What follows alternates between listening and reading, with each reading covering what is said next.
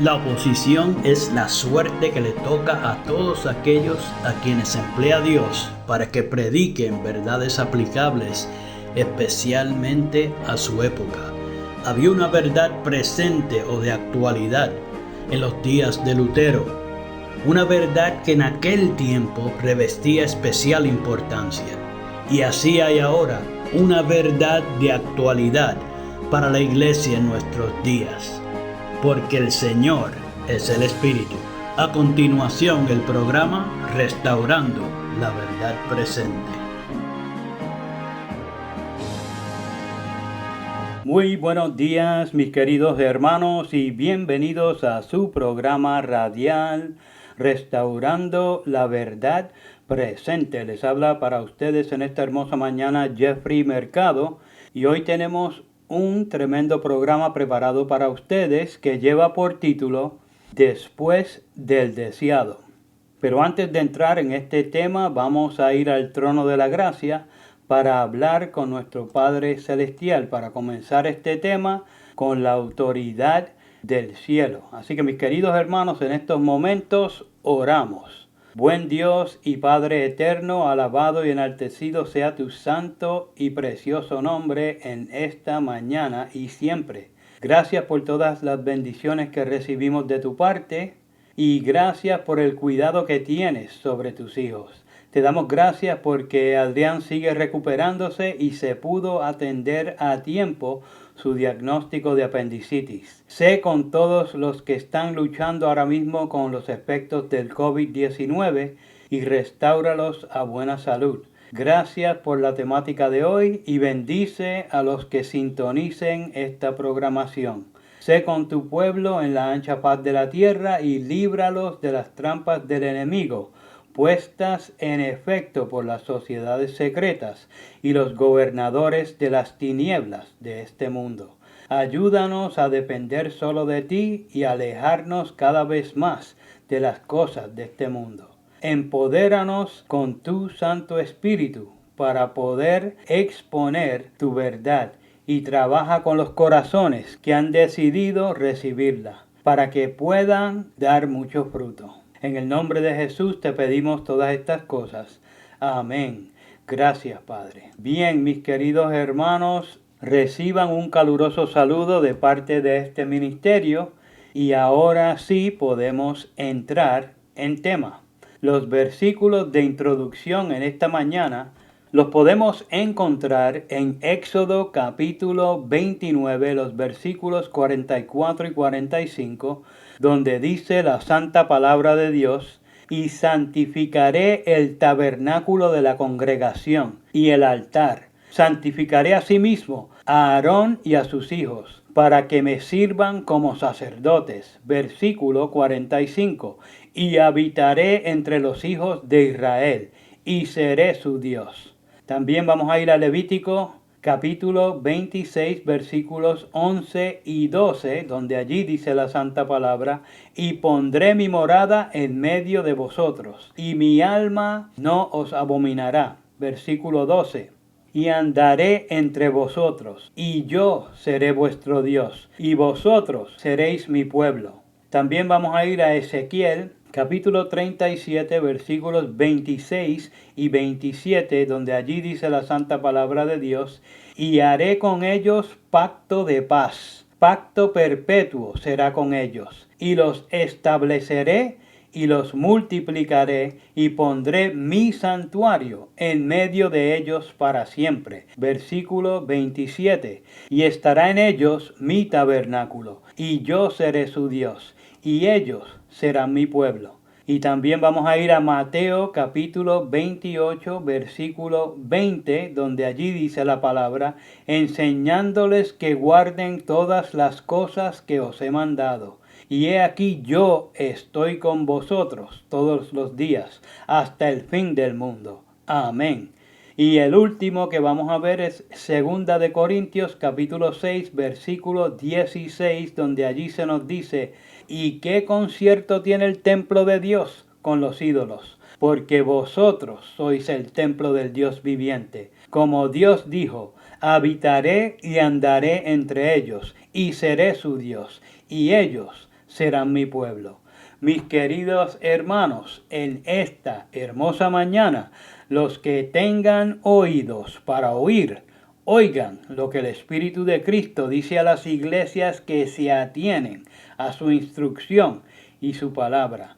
En el programa de hoy vamos a seguir desmintiendo a los adventistas trinitarios que dicen que Elena White se hizo trinitaria cuando escribió el libro El deseado de todas las gentes. En los 4 programas anteriores mostramos cómo el mismo deseado desmentía esa premisa equivocada. Pero hoy vamos un paso más allá. Hoy estaremos mostrando citas no trinitarias escritas por Elena White, pero después de haber escrito El deseado. Y esto lo haremos como un beneficio a la hermandad adventista, para que abran sus ojos, para que comiencen a pensar por ellos mismos y para que tengan la oportunidad de aceptar la verdad del Padre y del Hijo antes de que sea muy tarde. Antes de que repitan el mismo paso que dieron los judíos cuando rechazaron a Cristo y cometieron así el pecado imperdonable. Porque si el que comenzó la obra la está por finalizar, pero ellos creen que es otro ser, se quedarán con la obra a medias, como muchos de ellos andan confesando hoy de que seguirán pecando hasta que Cristo venga. Que el Eterno permita que algunos de ellos despierten de este sueño, como lo hice yo y como lo han hecho mis hermanos que andan actualmente en la fe de los pioneros adventistas. Que Jehová los bendiga siempre. Ahora, una cita que presentamos en el programa del 21 de julio de este año, en la segunda parte del tema El deseado y la Trinidad, como evidencia que muestran los trinitarios, fue la que se puede encontrar en El deseado de todas las gentes, la página 318, el párrafo 2. Si recuerdan, es la que dice, y hay más que ángeles en las filas. El Espíritu Santo, el representante del capitán de la hueste del Señor, baja a dirigir la batalla. Ahora, noten cómo ella lo presenta en el libro Hechos de los Apóstoles, publicado en el 1911, más de una década después de la publicación del deseado de todas las gentes. La cita dice: Cristo no dijo a sus discípulos que su trabajo sería fácil. Les mostró la vasta confederación del mal puesta en orden de batalla contra ellos. Tendrían que luchar contra principados, contra potestades, contra señores del mundo, gobernadores de estas tinieblas, contra malicias espirituales en los aires. Efesios capítulo 6, versículo 12. Pero no se los dejaría luchar solos. Les aseguró que Él, pausa, aquí se está refiriendo a nuestro Salvador Jesucristo, continúa la cita, estaría con ellos y que si ellos avanzaban con fe, estarían bajo el escudo de la omnipotencia. Pausa. Si comparan ambas citas, notarán terminología que es utilizada en ambas, como en este caso la omnipotencia, la cual proviene originalmente del Padre, quien es la fuente de todo, y del Hijo, quien heredó todo lo del Padre, lo cual lo hace igual a Dios. Continúa la cita diciendo: les ordenó que fuesen valientes y fuertes, porque uno más poderoso que los ángeles estaría en sus filas, el general de los ejércitos del cielo. Pausa. No se vayan a confundir por los diferentes rangos militares mencionados en ambas citas. En la del deseado mencionaba al capitán de la hueste del Señor. Aquí presenta al general de los ejércitos del cielo. Ambas descripciones aluden a la misma persona, que es en efecto a Cristo Jesús, no a otro. Continúa la cita diciendo: hizo amplia provisión para la prosecución de su obra, y asumió él mismo la responsabilidad de su éxito. Mientras obedecieran su palabra y trabajasen en comunión con él, no podrían fracasar. Id a todas las naciones, les ordenó. Id a las partes más alejadas del globo habitable, y estad seguros de que aún allí mi presencia estará con vosotros. Trabajad con fe y confianza, porque yo no os olvidaré nunca. Estaré siempre con vosotros, ayudándoos a realizar y cumplir vuestro deber, guiándoos, alentándoos, santificándoos y sosteniéndoos, y dándoos éxito en hablar palabras que llamen la atención de otros al cielo. Mis queridos hermanos, esa cita la pueden encontrar en el libro Hechos de los Apóstoles, la página 24, el párrafo 1, del 1911. En esa cita, que fue después del deseado, lo expresó aún más claro que antes. Ahí vimos una cita 100% no trinitaria y en perfecta armonía con lo que presentan las Sagradas Escrituras. En ambas, Elena cita a Efesios 6:12. En ambas menciona a los ángeles, pero en una habla del Espíritu Santo como representante de Cristo y en la segunda lo presenta como Cristo mismo. Y ahí es donde algunos se confunden. El trinitario, basándose en el credo de Atanasio, cree que es así porque los tres son uno, pero es que no han captado bien lo que presentan las Sagradas Escrituras. Y eso lo podemos ver en el Evangelio de Juan. El discípulo amado lo registró perfectamente, pero la gente lo lee y se va por la tangente. Está tan claro delante del lector que la mayoría no lo ve. En Juan capítulo 14, versículos 21 al 23, se nos dice para nuestro aprendizaje: el que tiene mis mandamientos y los guarda, este es el que me ama. Y el que me ama será amado por mi Padre, y yo le amaré, y me manifestaré a él. Aquí vemos claramente quién se estaría manifestando. Noten cómo sigue diciendo. Versículo 22. Judas le dijo, no el Iscariote: Señor, ¿cómo es que te manifestarás a nosotros y no al mundo? Como pueden ver, Judas, no el Iscariote, también comprendió claramente que sería el Señor mismo el que se estaría manifestando a ellos y no al mundo. Sabía que sería el Señor Jesús, pero desconocía cómo lograría llevarlo a cabo. Continúa diciendo, versículo 23, respondió Jesús y le dijo: si alguno me ama, mis palabras guardará, y mi Padre le amará, y vendremos a él, y haremos con él morada. ¿Notaron eso? No está hablando de otro ser. Aquí siempre está hablando del Padre y del Hijo, nadie más. Los únicos mencionados en el capítulo entero de Juan 14 son el Padre y el Hijo, a menos que te hayan infectado con la mentira de la Trinidad y estés viendo tercera persona donde quiera que diga Espíritu.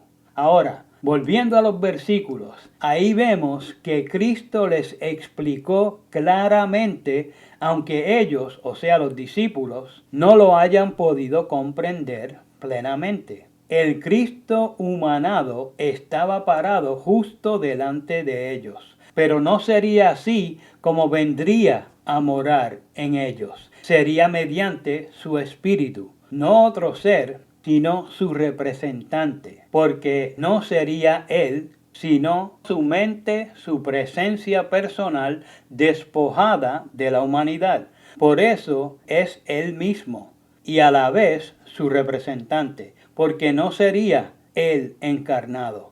Así podía moverse entre la santa hueste angelical y a través de los hombres, quienes son templos para la morada interior del Espíritu de Dios. Solo en el concepto no trinitario podemos armonizar y comprender ambas citas. Tan pronto lo miras con los lentes trinitarios, llegas a conclusiones erradas que solo siembran confusión. Empiezas a aceptar todo por fe, porque todo es un misterio para ti, y no tendrás jamás una fe razonada como Dios quiere que tengan sus hijos. Por eso es necesario comparar los escritos de la sierva del Señor a la luz de lo que ella ha escrito y no de acuerdo a lo que presentan los teólogos de las tinieblas de hoy. Ellos la hicieron trinitaria, pero nadie le avisó ni se lo comunicó a ella. Ellos quieren que veamos las cosas a través de la lupa romana y dicen que de ninguna otra manera podemos comprender sus escritos o aún las sagradas escrituras, pues eso, mis queridos hermanos, es metodología romana para mantener en confusión y en la transgresión de la ley de Dios. Igualito con la mentira del domingo. Quebrantando la ley no se puede recibir al Espíritu de Cristo. Por eso quieren obligar y atragantar las mentiras de Roma. Y para que nos baje bien el engaño, nos quieren hacer ver como que fue Helena la que nos reveló esta supuesta verdad. Pero noten lo que escribió la sierva del Señor después del deseado, cuando se supone que, según los teólogos de las tinieblas, ella era una trinitaria de corazón. La cita dice así: los que creen la verdad debieran recordar que son los hijos de Dios y que Él los está entrenando. Que se muestren agradecidos hacia Dios por sus numerosas manifestaciones de misericordia y que sean agradecidos unos con otros. Tienen un Dios y un Salvador y un Espíritu. El Espíritu de Cristo debe producir unidad en sus filas. Esa cita, mis queridos hermanos, la pueden encontrar en el libro Testimonios para la Iglesia, el tomo 9, la página 152, el párrafo 3. La cita fue originalmente escrita el 24 de agosto del 1905 y luego fue publicada en este libro en 1909, años después del deseado. Pero noten la composición de la declaración final. La misma nos deja saber que es 100% no trinitaria. Está redactada de acuerdo a las creencias de los pioneros adventistas, no los apóstatas de hoy. Ella declara que tienen un Dios, refiriéndose al Padre, y añade que tienen un Salvador, refiriéndose a Cristo, nuestro Señor, alabado sea su nombre. Pero los presenta juntos en la declaración cuando dice, tienen un Dios y un Salvador. Entonces, me gustaría que se fijaran. Noten, por favor, lo que sigue en la puntuación ortográfica. Después de la palabra Salvador, ella escribió un punto y coma, el cual es utilizado para separar dos cláusulas independientes. Este hecho nos deja saber que la declaración que hizo Elena White no fue hecha en el contexto trinitario, donde ellos mintiendo dicen que el Padre, el Hijo y el Espíritu Santo son Dios. La segunda cláusula dice: y un espíritu, el Espíritu de Cristo, debe producir unidad en sus filas. Allí menciona al Espíritu, lo identifica y presenta lo que Él lograría en medio de sus hijos. Cuando comparamos esta declaración con los principios fundamentales de los pioneros adventistas, que eran 100% no trinitarios, notamos algo muy importante. Ellos expresaron su fe en el Padre de la siguiente manera: hay un solo Dios, como lo presentaba Pablo, un ser personal, espiritual, el creador de todas las cosas, omnipotente, omnisciente y eterno, infinito en sabiduría, santidad, justicia, bondad, verdad y misericordia, inmutable y presente en todas partes, por su representante, el Espíritu Santo. Salmo 139, 7. Noten, aquí nos deja ver que ellos no consideraban el Espíritu Santo como otro ser aparte del Padre, aunque lo presentan como su representante, como vimos en la cita de Elena del deseado. Y para confirmar eso fue que citaron al Salmo 139, 7, un salmo 100% no trinitario, que dice así: ¿A dónde me iré de tu espíritu? ¿O a dónde huiré de tu presencia? Aquí el salmista no estaba dirigiéndose a otra persona, sino que se dirigía a Dios mismo. Hablaba con el Eterno y sabía que de él no se podía esconder. En este contexto creían los pioneros y la sierva del Señor no se apartó de esto. Recuerden eso cada vez que vean en los libros rojos las palabras el Espíritu de Jesús o el Espíritu de Cristo. La manera que Elena White escribió esta declaración demuestra que ella todavía creía esa verdad, independientemente de lo que digan hoy, para que los hermanos no lo puedan distinguir. De la misma manera que no nos podemos esconder de su santa presencia, los teólogos de las tinieblas no pueden encubrir la poderosa verdad del Omnipotente. Siempre los desmiente ante los ojos de los que sinceramente andan buscando la verdad. Ahora, analicemos una cita muy pertinente que escribió Elena después del deseado.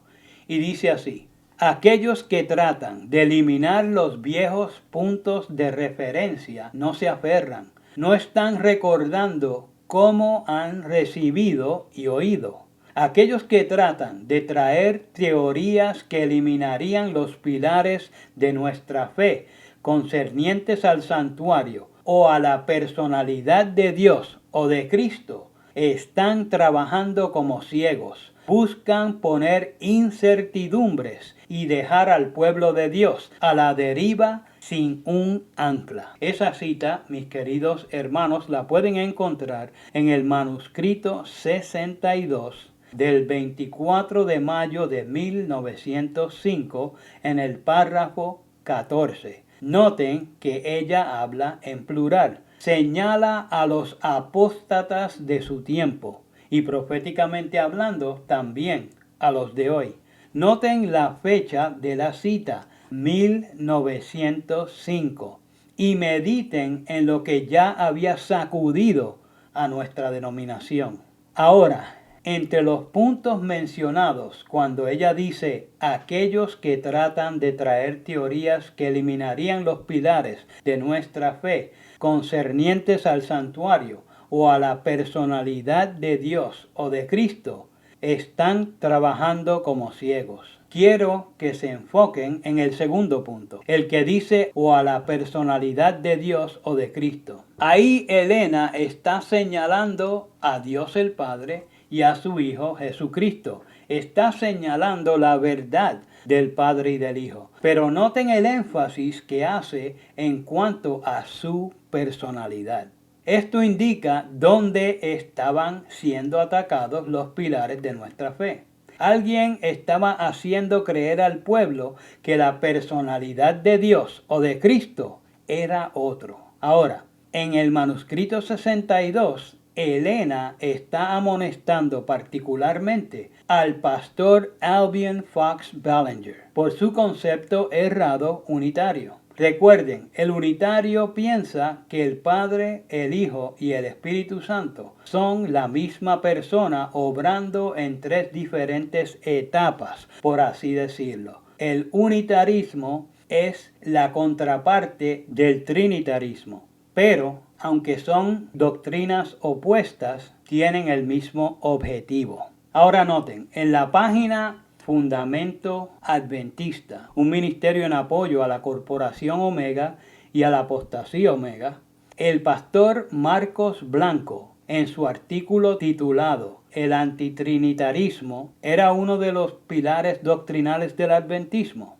dice que esos son inventos de nosotros, que la no Trinidad no era una doctrina de los pilares de la fe adventista, o sea, está negando lo que la misma cita dice. Como evidencia, él presenta esta misma cita, pero tomada del manuscrito liberado 760. Y dice que nuestro argumento se cae porque Ballinger era unitario. ¡Fanfarria! No. Todavía no empiecen a celebrar. Porque es que parece que el pastor Blanco no leyó el párrafo 4 del manuscrito 62, donde su postura empieza a sumergirse como el Titanic en su primera travesía. ¿De qué estoy hablando? Pues miren lo que dice la sierva del Señor en ese parrafito escrito unos años después del deseado. Y dice así: el hermano Ballinger. Pausa. Aquí se está refiriendo al pastor Albion Fox Ballinger, el apóstata unitario. Continúa la cita diciendo: no discierne lo que está haciendo más de lo que el doctor Kellogg discernió que el libro Templo Viviente contenía algunos de los errores más peligrosos que se podían presentar ante el pueblo de Dios. Pausa. En la fecha que fue escrito este manuscrito, ya la denominación había visto el mal proceder del brillantísimo doctor John Harvey Kellogg, que Jehová lo reprenda, que se había hecho trinitario, según él, como Elena White. Continúa la cita diciendo: los errores más especiosos están ocultos en estas teorías y suposiciones que, de ser recibidas, dejarían al pueblo de Dios en un laberinto de errores. Pausa. Eso lo que quiere decir es que estarían o dejaría al pueblo de Dios en la religión del misterio. Ustedes saben, como la actual Corporación Omega y los ministerios de sostén propio que han salido de ella por razón de la apostasía, pero ellos siguen arrastrando la mentira de la Trinidad. Continúa la cita diciendo: aquellos que aprecian estas teorías están construyendo sobre la arena, y cuando llegue la tormenta y la tempestad, la estructura será barrida. Manuscrito 62 del 24 de mayo de 1905, el párrafo 4.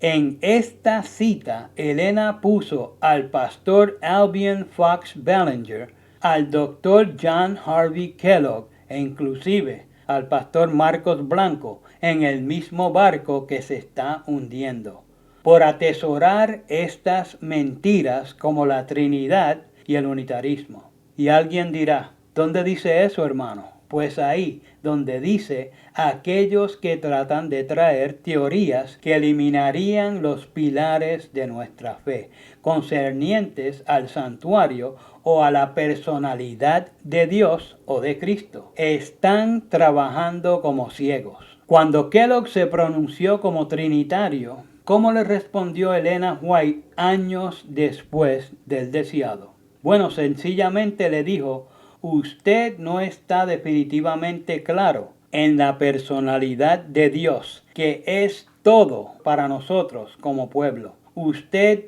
ha prácticamente destruido al Señor Dios mismo. Esa cita la encuentran en la carta 300 de 1903, después del deseado, dirigida al doctor John Harvey Kellogg. Aquí menciona el punto común que existía entre ambos apóstatas. Recuerden, Ballinger no era panteísta, sino que, como Kellogg, no creía en la verdad del Padre y del Hijo. Así que, mis queridos hermanos, ahí les dejo la evidencia.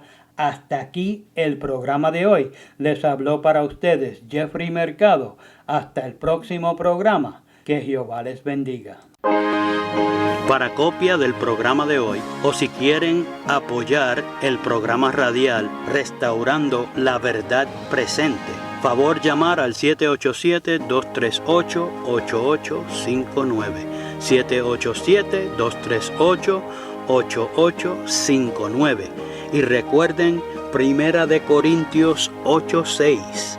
Nosotros, empero, no tenemos más de un Dios, el Padre, del cual son todas las cosas y nosotros en Él, y un Señor Jesucristo, por el cual son todas las cosas y nosotros por Él. Que el Padre de nuestro Señor Jesucristo les bendiga.